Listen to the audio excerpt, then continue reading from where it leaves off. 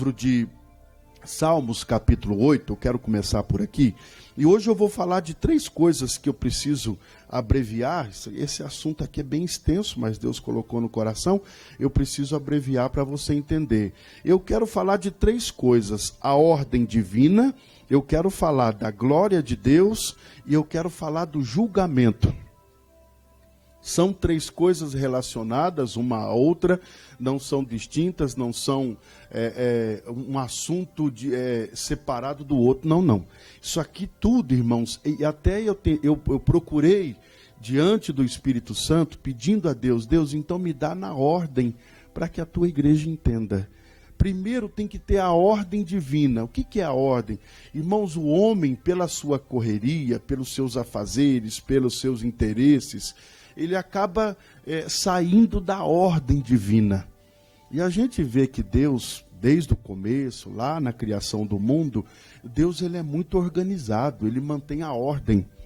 Você viu que ele fez os animais, ele fez o homem, ele fez a terra, tudo na ordem, e isso tudo em 6 dias, no 7º ele descansou, diz a palavra de Deus.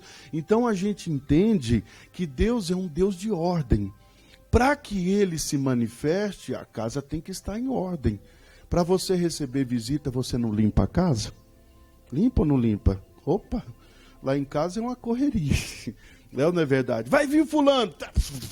Até porque a gente fica mais na igreja, né? Então, quando fala que vem alguém, principalmente agora, época de festa, de férias, né? Que os parentes querem vir na casa da gente, comer de graça, dormir de graça, usar o Wi-Fi da gente, aquela coisa toda. Não é verdade? Mas aí você deixa em ordem. Então, a palavra de Deus, Deus também, para operar na minha vida e na tua vida, nós vamos ter que pôr em ordem. Não é verdade? Não adianta receber de qualquer maneira, até porque nós estamos falando da pessoa mais ilustre da terra, do céu, do inferno, em qualquer lugar, que é o nosso Deus, é o Todo-Poderoso, é o Criador do céu e da terra. Então, nós vamos ter que manter uma ordem para ele se manifestar. E a segunda coisa que eu quero falar é da glória de Deus. Esse assunto aqui é muito extenso. Se a gente for entrar em detalhes, a gente fica o dia inteiro, a semana inteira falando da glória. E isso aqui, a gente vê que o povo de Deus, lá nas suas trajetórias, na palavra, eles perdiam isso. Eles substituíam. Lá no deserto, por exemplo, só um exemplo, não é o que não vou pedir para você abrir, senão também não dá tempo, mas você lembra que o pessoal, porque Moisés estava demorando, eles mudaram a glória de Deus, a própria palavra de Deus fala que eles mudaram a glória, a presença, o poder. Olha que ignorância, que falta de conhecimento, que falta de entendimento. Olha, Deus já tinha atravessado o Mar Vermelho, e não sei o quê, e aí você vê o povo voltando com os pensamentos no Egito, fazendo um bezerro de ouro, mudaram a glória de Deus para uma forma de um bezerro. Isso aqui tem sido perigoso. Nós estamos mudando a glória da cruz, que Jesus, que foi pregado, nos deu salvação. Nós estamos substituindo isso aqui, mas nós estamos fazendo uma besteira muito grande, substituindo a glória, a grandeza, o poder da palavra por um simples objeto, uma luta, uma pessoa, uma dificuldade. A gente tira toda essa glória que Deus deveria estar recebendo. Por quê?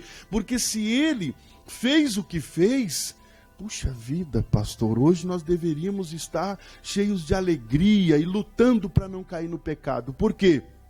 Porque, pastor, a glória de Deus é a coisa mais excelente, mais gostosa, mais tremenda que poderia acontecer na vida de um homem. É ou não é verdade? Mas olha o que eles trocaram, o que eles substituíram. Foi uma troca, perdoe, mas uma troca idiota. Foi uma troca de uma glória de Deus que podia abrir águas, que podia abrir o mar, que podia tirar água da rocha, que podia fazer os sinais, prodígios, maravilhas, o maná caindo do céu. Meu Deus, pastor, mas como é que o ser humano consegue sair dessa glória e voltar para o sofrimento que era o Egito, né? o sofrimento, aquele bezerro de ouro. Olha, Moisés está demorando, vamos fazer o seguinte, vamos construir um bezerro de ouro, porque esse Deus aí, mandou Moisés subir no monte, matou ele, está morto lá, porque já faz 40 dias, esse homem não volta, e agora largou a gente aqui, abandonado, no meio do deserto, e agora, o que nós vamos fazer? Agora não tem o que se fazer mais. Então vocês veem que nessa perturbação toda, o ser humano esquece da glória, perde a glória de Deus, sai, e é isso que eu quero falar para você. E o terceiro é o julgamento, que ele é feito por Deus, ainda nessa terra. Depois nós vamos ter um julgamento eterno, esse vai ser pior ainda, mas o julgamento na terra, ele também faz com que a ira de Deus se acenda, diz a palavra, eu vou ler com você, e aí a glória de Deus, o poder, a unção, aí parece que aquela pessoa que não quer, ele diz, então tá bom, então você não quer, você foi julgado, sentenciado, faz do jeito que você quer. E aí a gente faz as besteiras que estamos fazendo, e nós não queremos fazer. Salmos capítulo 8, eu quero começar por aqui, falando um pouquinho da ordem divina. Salmos 8 todo é uma bênção, e eu vou ler tudo aqui, depois a gente pega o versículo 5, que é o que eu quero te mostrar com mais ênfase, para você entender. Salmos 8, quem achou, diga glória a Deus. Diz assim, ó Senhor, Senhor nosso, quão admirável é o teu nome em toda a terra. Isso aqui já começa nos dando uma posição de poder, de autoridade, porque não tem nada mais poderoso do que o nome dele nessa terra, né? Quão admirável é o teu nome em toda a terra, pois pusestes a tua glória sobre os céus. Da boca das crianças, dos que mamam, tu suscitastes força por causa dos teus adversários, para fazer escalar o inimigo e vingativo. Quando vejo os teus céus, obra dos teus dedos, a lua e as estrelas que preparastes, que é o homem mortal, para que te lembres dele, e o filho do homem, para que o visites? Contudo, pouco menor o fizeste do que os anjos, e de glória e de honra o coroastes. Isso aqui é uma verdade que, se a gente não procurar entender, a gente vai viver sem isso aqui. No 6, fazes com que ele tenha domínio sobre as obras das tuas mãos, tudo puseste debaixo dos teus pés. Olha que afirmação. Todas as ovelhas e bois, assim como os animais do campo, aves do céu, os peixes do mar, tudo que passa pelas veredas dos teus mares, tudo isso está debaixo do nosso domínio. Ó Senhor, Senhor nosso, quão admirável é o teu nome sobre a terra. E esse versículo 5 aqui é o que eu quero que você entenda mais, que você dê mais ênfase. Depois na tua casa você vai ler e vai dar ênfase em toda a palavra. Contudo, pouco menor o fizeste do que os anjos, e de glória e de honra o coroastes. Isso aqui no grego, no hebraico, fala de cercar. Coroar é cercar. Tem outras traduções, também outros significados, mas o que eu entendo, o que eu achei mais bonito aqui é cercar. Deus cercou a mim e a você de glória e de honra.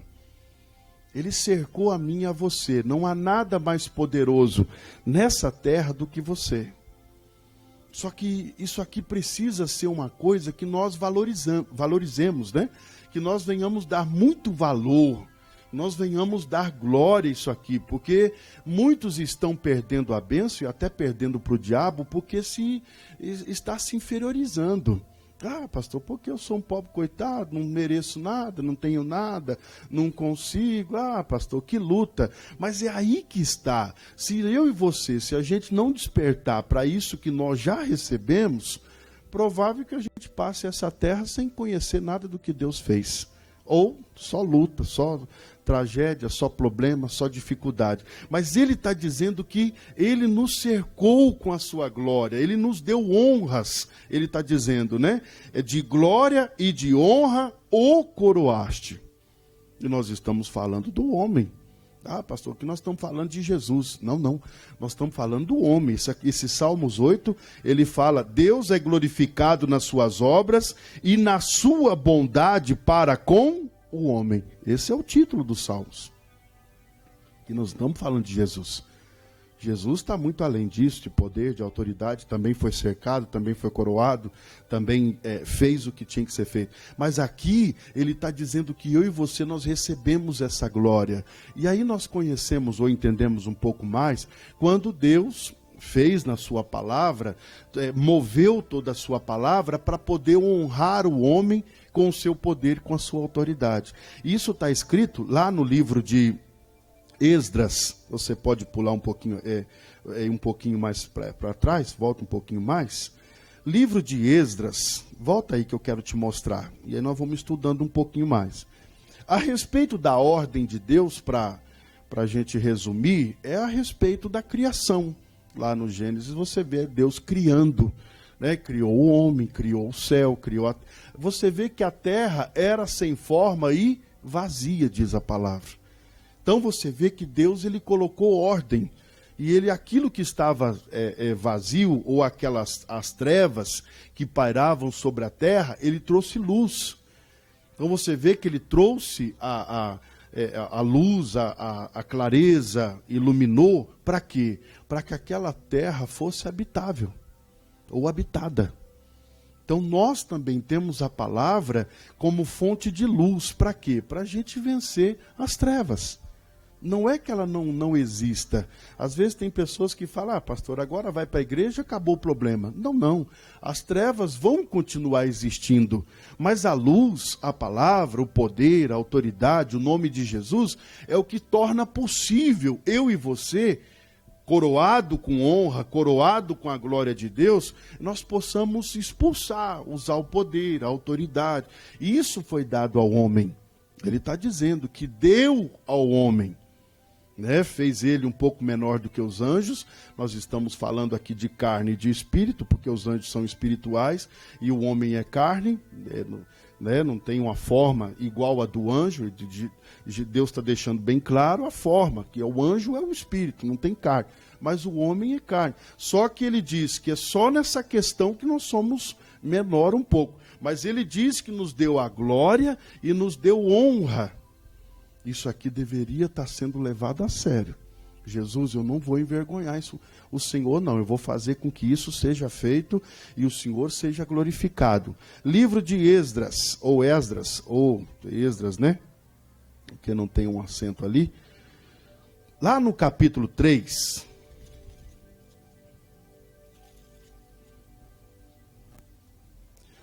Lá no capítulo 3, você sabe que aqui o povo estava voltando da escravidão, voltando de Babilônia, que tinha sido levado como escravo, e aí você vê Deus cobrando deles a ordem. Por quê? Porque estava tudo destruído.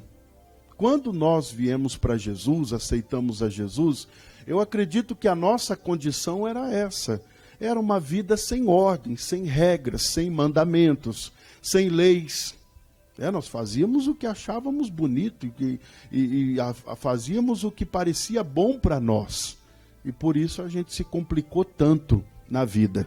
Quem sabe hoje nós temos uma tristeza e uma lembrança triste do passado. Pastor, já fiz muita coisa errada. Por quê? Porque nós não tínhamos a lei de Deus, nós não conhecíamos os mandamentos, nós não éramos obedientes à palavra, a gente nem conhecia a palavra. Eu não sei você, mas eu era idólatra, frequentava a idolatria, a palavra de Deus era um negócio que não tinha muita importância para nós lá. A gente tinha uma folha, respondia a folha, a gente tinha um ritual, um costume, um negócio que foi ensinado de berço, e aí, no meu caso, não sei o teu caso, mas o meu foi assim. E eu seguia um ritual, não a palavra. Era um costume. Era o costume, às vezes alguém perguntava assim, vamos fazer tal coisa. Aí perguntava, para que isso? Entre o nosso grupo mesmo. Perguntava, para que isso? O outro dizia, sei não. O outro, também não sei não. O fulano falou, nós vamos lá fazer. Mas para que serve isso? Não sei, rapaz, não estou sabendo não. E a gente estava dentro da idolatria e não sabia para que estava fazendo aquilo. Mas estava cego, de certa forma, com o entendimento, com o conhecimento, nós estávamos cegos da palavra. E aí, quando nós saímos do cativeiro, da escravidão, é o que aconteceu com esse povo aqui também. Lá atrás você vê eles caminhando no deserto porque eram escravos de Faraó. Aqui você está vendo escravos de Babilônia. E foi uma coisa tremenda. Por quê? Porque eles deixaram com que a glória de Deus se ausentasse, fosse embora. A gente deixa da glória de Deus quando a gente deixa de ouvir a palavra, quando a gente deixa de ouvir os mandamentos, deixa de praticar a vontade de Deus. A glória de Deus, ela se afasta, irmão. Porque ela não é valorizada, ela vai embora. Lá no deserto, não tinha nuvem que andava sobre o povo, era a glória de Deus, estava acompanhando eles, de dia e de noite, diz a palavra. Deus não te abandona de dia nem de noite. Pastor, à noite Deus vai descansar e deixa eu sozinho. Não. Na luta, Deus me deixa sozinho. Não. Na dificuldade, na escassez, no deserto, Deus me abandona. Nunca. Isso nunca aconteceu. E nunca vai acontecer da parte de Deus. Só que nós, por outro lado, nós já substituímos, trocamos. Eu não disse do bezerro de ouro, porque estava demorando um pouquinho. Esse povo não tinha que ter aumentado o teu clamor. Esse povo não tinha que ter começado a gritar lá, meu Deus, envia Moisés de volta, Pai, nós não vamos fazer outra coisa. A glória de Deus se afasta quando você tem outras opções para praticar. Você tem outras alternativas. Mas quanto à glória, quanto à graça de Deus, quanto à palavra, nós não temos outra alternativa, a não ser a palavra. Isso se chama fidelidade, isso se chama responsabilidade, e isso se chama muita coisa. Ele está dizendo que se ele não for glorificado, exaltado como Deus, tá bom. Você quer exaltar o quê? O bezerro de ouro? Tá bom. Então pode exaltar. Só que aí você vai ter os teus prejuízos, vai vir a luta, vai vir a dificuldade, vai vir um montão de coisa. E o homem tem que tomar cuidado com isso, porque ele está muito vulnerável nessa questão de às vezes tirar os olhos da palavra e começar a andar por conta própria. E aí dá tudo errado. E aqui no capítulo 3... lá no versículo 8, deixa eu falar, aqui no capítulo 3, versículo 8, está tudo aqui. A ordem divina, a glória de Deus e o julgamento. Está tudo aqui. A palavra ela é completa. Diz assim no versículo 8, capítulo 3 de Esdras. E no segundo ano da sua vinda à casa de Deus em Jerusalém, no segundo mês, começaram Zorobabel, filho de Saltiel, e Jesuá, filho de Josadaque, e os outros seus irmãos, os sacerdotes, os levitas, de todos que vieram do cativeiro a Jerusalém, e constituíram levitas da idade de 20 anos e daí para cima, para que aviassem a obra da casa do Senhor. Aviasse é o mesmo que tomar conta, algum significado assim. Então se levantou Jesuá, seus filhos e seus irmãos, Cadmiel e os seus filhos, os filhos de Judá, como um só homem, para vigiarem os que faziam a obra da casa de Deus. Os filhos de Henadade, seus filhos e seus irmãos e os levitas. Quando, pois, os edificadores lançaram os alicerces do templo do Senhor, então apresentaram-se os sacerdotes já paramentados e com trombetas, e os levitas, filhos de Asaf, com saltérios, para louvarem ao Senhor, conforme a instituição de Davi, rei de Israel, e cantavam a reveses, louvando e celebrando ao Senhor, porque é bom, porque a sua benignidade dura para sempre sobre Israel. E todo o povo jubilou com um grande júbilo, quando louvou o Senhor pela fundação da casa do Senhor. Eles estavam voltando da prisão, eles estavam voltando dos 70 anos que passaram escravos em Babilônia. 70 anos. Os que ficaram vivos foram levados para a Babilônia. Alguns morreram à espada, morreu criança, morreu jovem, morreu mulher, morreu um montão de gente. Mas os que sobraram foram levados como escravos, foram levados como prisioneiros e ficaram lá debaixo do domínio de Babilônia, debaixo da idolatria de Babilônia. E aqui eles estão voltando para a sua terra, mas aí precisava restituir, precisava recomeçar, precisava voltar o culto, a adoração, para que Deus se manifestasse novamente. Olha, isso aqui é muito sério. Para que Deus opere na minha vida e na tua vida, a gente não pode ser carnal, não. E a gente também não pode ficar com esse pensamentozinho bobo. Ah, pastor, não sei, Deus não opera. Meu irmão, oferecer o louvor, a adoração, é comigo e com você. Não adianta ser ensinado diferente, eu não vou pregar diferente, porque aqui está escrito a respeito da ordem. Teve que voltar a ordem para um lugar destruído, queimado, arrebentado, como Jerusalém, como essa cidade que foi queimada a fogo, que foi destruído o templo, que foi destruído o altar. Aqui no capítulo 3, fala que eles levantaram de volta o altar, reconstruíram, fizeram novamente a parte material, para que Deus... Aqui e lá Deus, lá no deserto, Deus fez a mesma coisa com aquele povo. Diga, Moisés, para eles que eu vou andar com eles. Não dá para a gente ler tudo, depois você pode ler. Mas diga para eles que eu vou caminhar com eles no deserto. Mas para isso vai ter que ter um tabernáculo, vai ter que ter um lugar que assim. Aí foi falando todas as medidas. Olha, o altar tem que ser assim, a cortina desse jeito, azul púrpura, e não sei o que, e não sei o que. O altar tem que ter tantos metros, tanto por tanto. Tem que ter o Santo dos Santos, aonde só o sacerdote entra. Então havia uma ordem para que Deus andasse com aquele povo. Não era de qualquer maneira igual a gente pensa, não. Pega aí a sua mala, a sua bolsa, o seu chinelo e vamos para o deserto. Não, diga para o povo que eu vou com eles. Mas tem que ser tudo do meu jeito. Dá para entender? Isso aqui, irmão, se a gente não aprender a se submeter na palavra, hoje eu vejo o cristão muito independente de Deus. O cristianismo tomou uma forma, ou está tomando, ou algumas pessoas tomaram, não são todos, mas tomaram uma direção que eu vou fazer e Deus vai ter que me abençoar de qualquer jeito. Não. Não existe isso na palavra. E o dia que a gente pensar assim, nós já perdemos a glória de Deus. E perdeu a glória de Deus não vai dar nada certo. Dá para entender? É do jeito dele. É na medida dele. O altar tem que ser feito do jeito dele. Pastor, mas a gente não gosta muito disso, não. O ser humano, ele não gosta muito de ficar sendo dirigido, sendo guiado. Faz assim, faz... Ah, não, pastor, a gente gosta de cada um. O meu altar é assim, Deus. O outro diz, não, o meu já é diferente. O outro diz, não, o meu já nem altar não tem, mas Deus vai ter que se virar. Mas não está escrito isso na palavra. Isso aqui nós não podemos perder, porque Deus nunca perdeu isso. Ele valoriza onde tem essa ordem, essa organização, para ele poder se manifestar.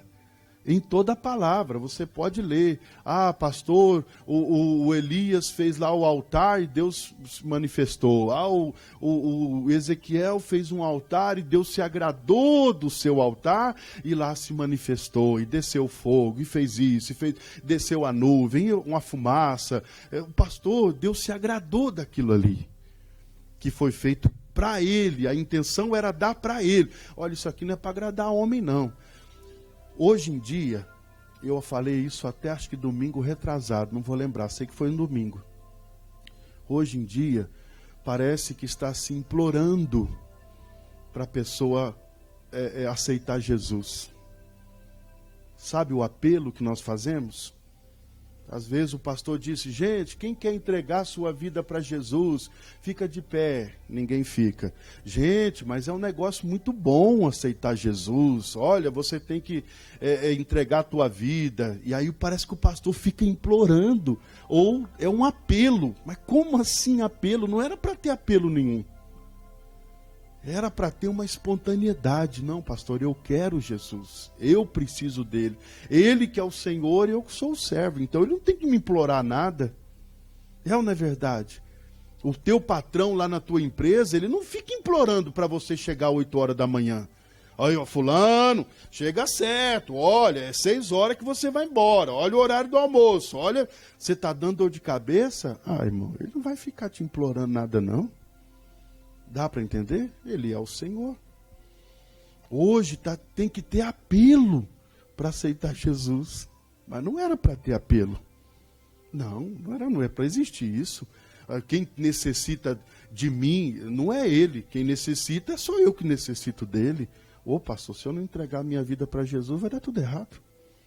Mas tem que implorar. Olha, irmão, nós vamos fazer o culto da celebração do apelo. E aí vai, olha, vamos, gente, aceita, gente. Vamos, gente. Ó, tá demorando. Dá para entender? Não tem que ter o apelo. Não, o apelo já foi feito, já na cruz, que eu e você ou entregamos a vida para ele, ou a vida vai estar na mão do diabo. E aí, pastor? Vai dar tudo errado. E ele está dizendo isso, e eu vou correr, senão não dá para a gente terminar, no versículo 12, é onde eu quero chegar. Capítulo 3, versículo 12 de Esdras. Porém, muitos dos sacerdotes e levitas e chefe dos pais, já velhos, que viram a primeira casa sobre o seu fundamento, vendo perante os seus olhos esta casa, choraram em altas vozes, mas muitos levantaram as vozes com júbilo e com alegria.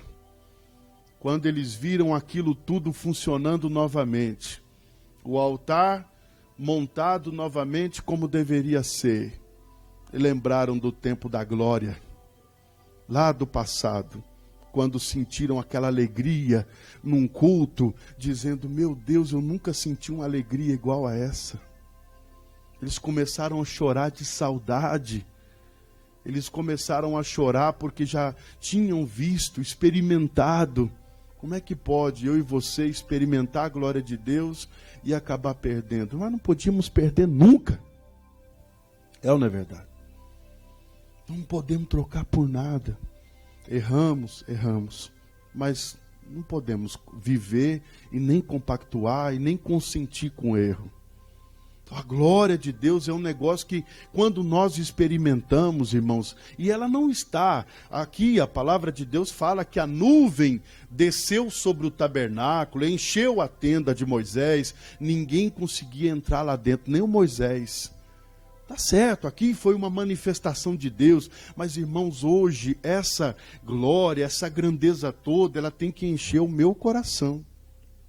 É com a fumaça, é com a glória, sim, mas ele tem que encher o meu coração para que eu valorize o que é ter. Esse povo teve saudade quando começaram a ver aquilo tudo acontecendo, aquela glória manifestando, porque eles começaram a cantar, a louvar, já tinham restaurado o altar, já tinham colocado os alicerces no templo, eles viram a construção fluindo, acontecendo, Deus movendo, eles foram lembrando, eles disseram, nossa, como é que um dia nós perdemos isso? Por que um dia nós fomos escravos ou ficamos presos, prisioneiros em Babilônia?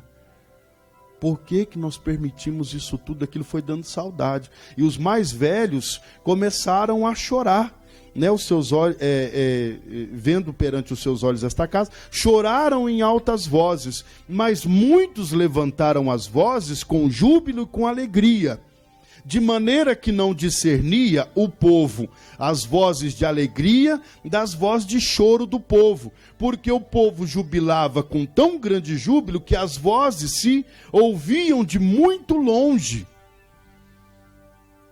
Aquela presença de Deus, aquele poder no coração era tão grande de quem tinha experimentado, agora está chorando de alegria porque voltou. E quem nunca teve, agora está chorando também porque recebeu. Olha aqui, aonde Deus quer operar no nosso meio. Você já teve um encontro verdadeiro com a glória de Deus? Se você não teve, você vai ficar chorando porque não teve. Ah, pastor, não sei, Deus não manifesta, Deus não me dá. Irmãos, isso aqui é tão individual, é tão pessoal, é uma decisão toda e exclusivamente sua. Não adianta. Hoje nós podemos orar aqui, a glória vem e aí batiza alguns. Cura alguns, liberta alguns, mas pelo outro lado tem uns que já vão sair falando mal. Está vendo como é individual? Eu não me importo muito. Tem pessoas que vêm no culto e dizem que não vai com a minha cara, que não sei o quê. O que eu vou fazer? Eu só tenho que orar. Não é verdade? Não tem que julgar ninguém.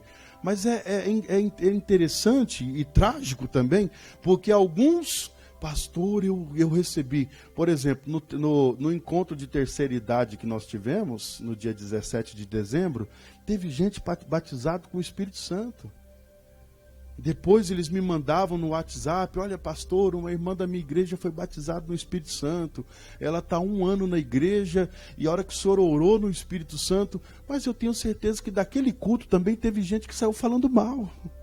Claro que saiu, eu não me importo com isso. Mas eu quero dizer o efeito que a palavra de Deus produz em alguns e o efeito que não produz em alguns. E você vê que se o efeito da glória, do poder, for produzido no meu coração, pastor, eu vou ser sincero com Deus, eu vou ser fiel, eu não vou perder, eu não vou deixar o diabo me levar para a Babilônia, escravo, prisioneiro, não, pastor, eu vou preservar, eu vou guardar, eu vou valorizar, eu vou fazer com que essa glória aumente na minha vida, não que diminua, que suma, mas que ela cresça. Que ela venha se destacar. Meu irmão, tudo que nós precisamos é estar debaixo dessa glória. E aí nós vamos conseguir enfrentar todo tipo de problema, dificuldade, luta, seja dor, enfermidade. Eu não estou dizendo que os problemas não existirão mais. Eu não estou pregando essa besteira porque isso não é verdade. O próprio Jesus não disse que seria assim. Mas ele está dizendo que com a glória dele sobre mim, eu vou resistir a tudo, eu vou passar por cima de tudo, eu vou vencer a tudo, mesmo que se for com lágrimas nos olhos, um aperto, uma dificuldade. Se Jesus está dizendo que a porta é estreita, mas é a porta estreita que me leva à salvação, eu não quero outra coisa. Vou aprender a viver na porta estreita. E eu vou sair, e eu vou tirar da porta estreita os benefícios, o que Deus preparou para mim. É aí que entra a palavra.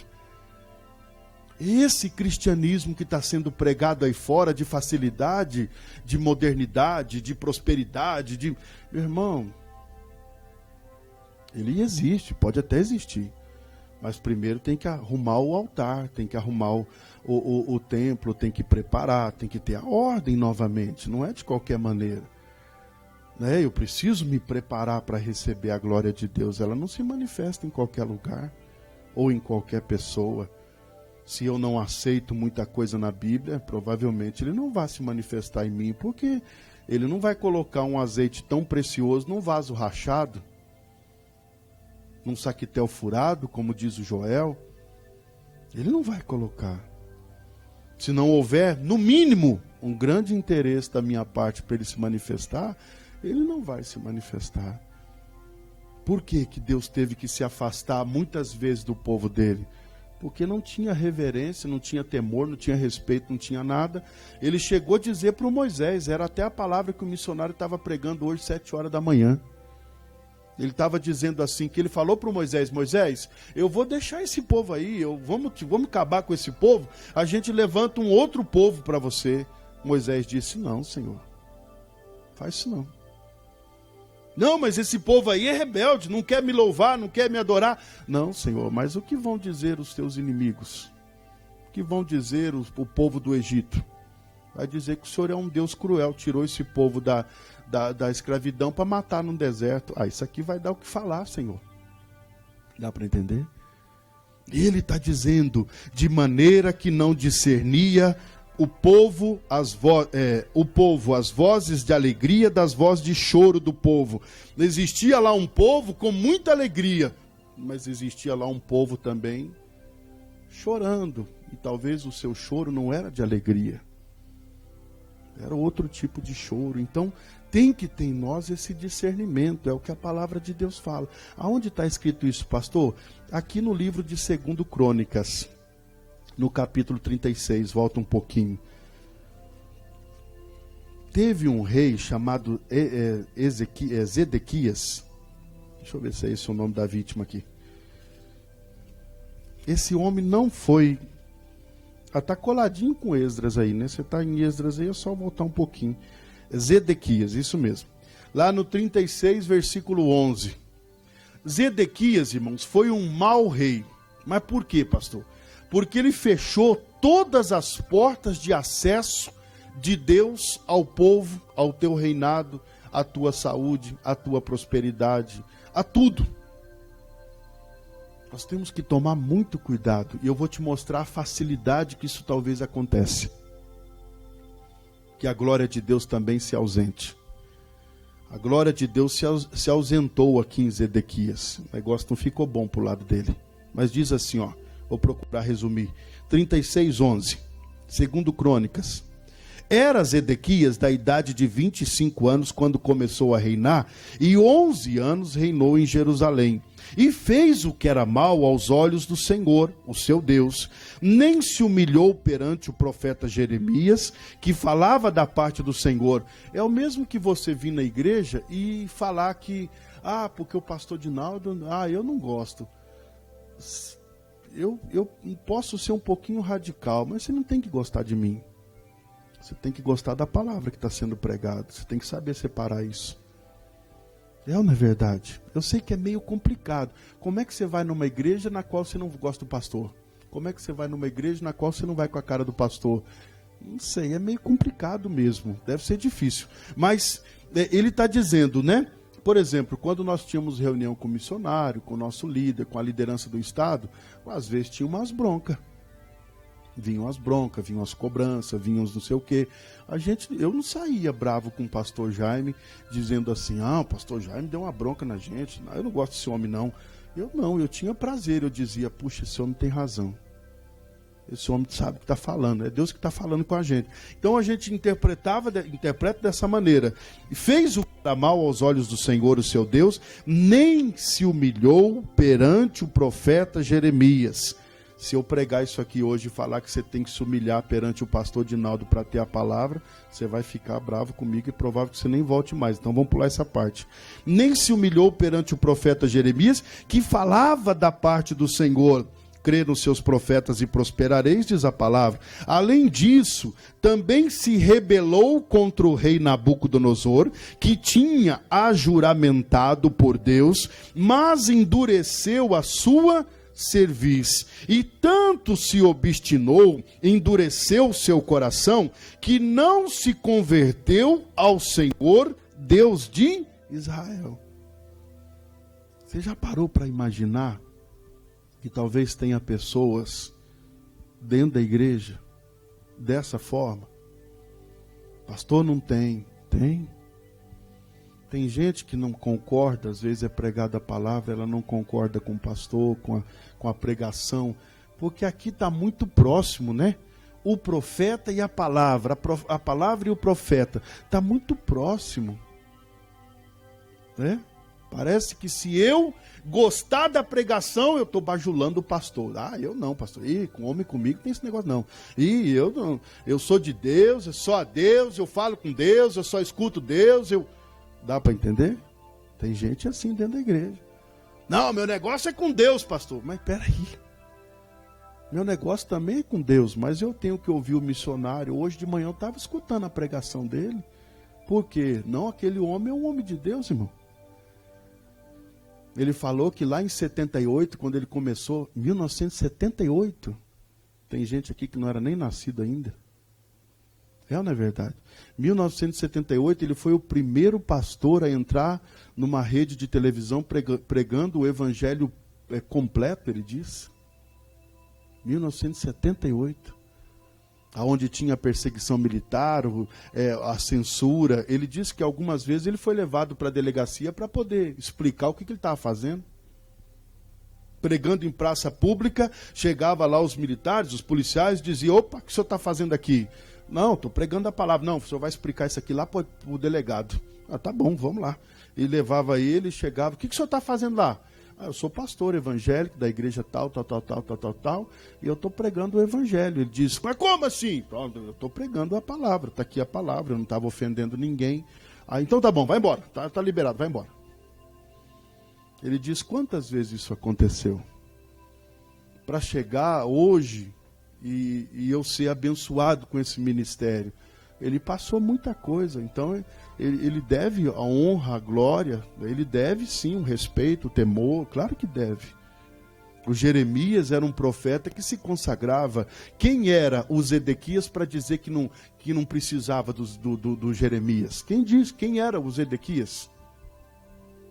Ele poderia ter ouvido. Nós temos o caso do rei Davi, era rei, mas, irmãos, ele ouvia claramente, se dobrava, respeitava os profetas, os pregadores, o Natã, que era o profeta da época dele, ele ouvia.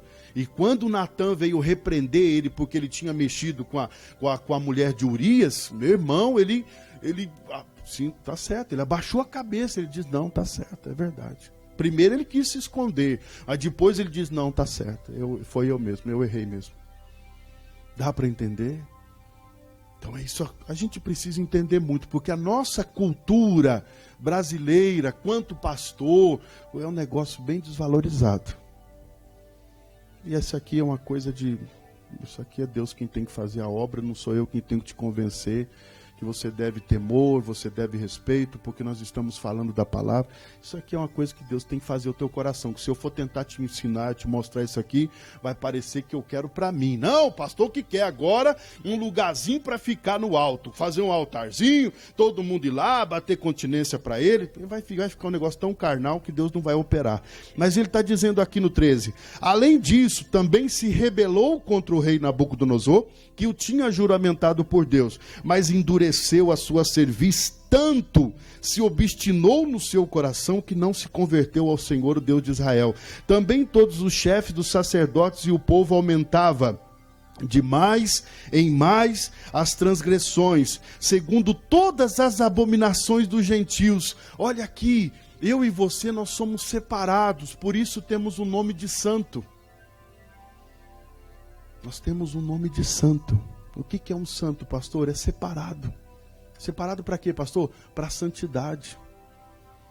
Nós somos separados a serviço de Deus. E esse povo aqui, os profetas, os sacerdotes, porque o rei estava obstinado, o coração endurecido, não aceitava a palavra, os chefes dos sacerdotes, o povo aumentava de mais em mais as transgressões, segundo todas as abominações dos gentios. Eles faziam a mesma coisa que o pecador faz.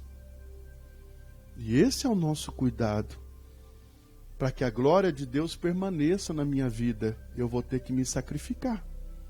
Eu vou ter que me retirar. Eu vou ter que preservar a santidade.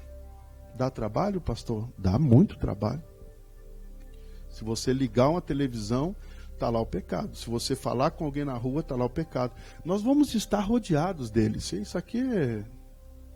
Não adianta eu falar que você vai ter que fazer uma casa com um muro de 10 metros de altura, trancar os portões e você está isolado do mundo. Agora sim, agora você é santo. Ih, agora isso aí nunca vai funcionar. Você vai precisar de algum contato lá fora, você vai precisar de alguém que te leve alguma coisa, você vai precisar de comer, você vai precisar... você vai estar lá, não tem como, isso aqui é inevitável. Mas a grande graça e a glória de Deus está em eu e você viver no meio disso tudo e não se corromper. Mas esse povo, os sacerdotes, os chefes, aumentavam de mais e mais as suas transgressões segundo as abominações dos gentios e contaminaram a casa do Senhor. Como nós não temos essa santidade lá fora, parece que está sendo trazido isso para dentro da igreja. Mas não é só no altar. É quanto à adoração que nós fazemos. quando entramos na casa de Deus. A gente entra amargurado, a gente entra obstinado, não quer se dobrar.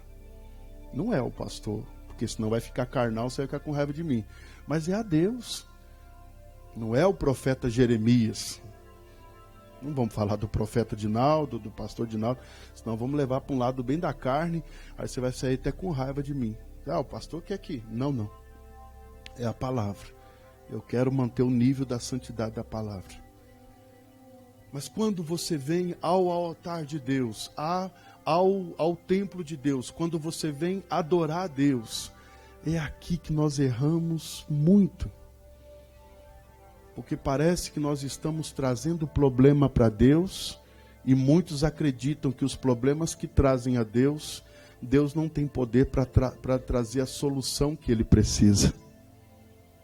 Dá para entender? Conseguiram entender?